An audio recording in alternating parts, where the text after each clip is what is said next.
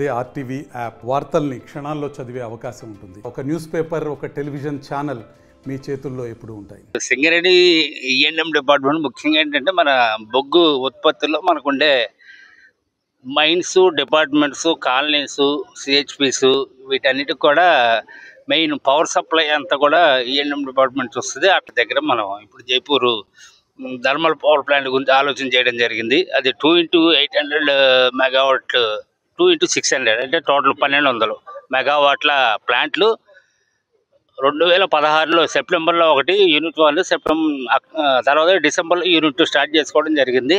So అప్పటి నుంచి కూడా మనకి అది అప్రయతంగా కొనసాగుతుంది. దేశంలోనే నెంబర్ 1 స్థానంలో కంటిన్యూస్గా 3 నెలలు పిఎల్ఎఫ్ సాధించింది. దీనికి మనకి యూనియన్ పవర్ మినిస్టర్, అప్పుడు minister honourable minister RK Singh గారి చేతుల మీదుగా మనం సింగరేణి అవార్డు కూడా అందుకోవడం జరిగింది. సో థర్మల్ పవర్ కానీ తర్వాత సోలార్ పవర్ తర్వాత దాన్నే మనం ఇంకొక రీసెంట్గా 800 మెగావాట్లు కూడా మనం ఆర్డర్ చేసాం మళ్ళీ బిహెచ్ఎల్కి. థర్డ్ యూనిట్ స్టేజ్ 2లో థర్డ్ యూనిట్ కింద అంటే మొత్తం కెపాసిటీ 2000. అది కూడా ఒక 4 సంవత్సరాల్లో పని మొదలైంది. బిహెచ్ఎల్ వాళ్ళు వచ్చారు, పని మొదలైంది. 4 సంవత్సరాల్లో అది కమిషన్ అవుతుంది.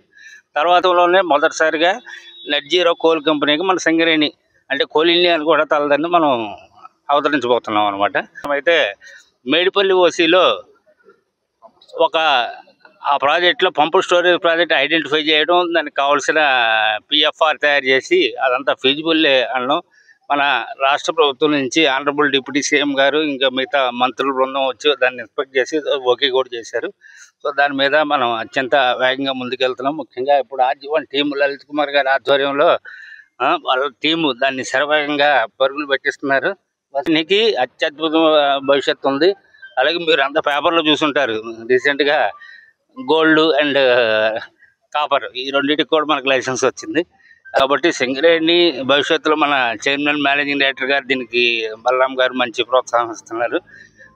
సింగరేణి 100 మిలియన్ టన్నుల ప్రయాణం అంటే ఆ బొగ్గు ఉత్పత్తి లక్ష్యం. అట్లాగే ఈ థర్మల్ పవర్లో 3200 మెగావాట్లకి వెళ్ళడానికి, అట్లాగే సోలార్ పవర్లో ఇప్పుడున్న 500 నుంచి 5000 మెగావాట్లకి అన్ని ప్లాట్ఫామ్స్ అయితే రెడీగా అయింది. ఇది మన ఫ్యూచర్ సింగరేణి భవిష్యత్తు అనమాట.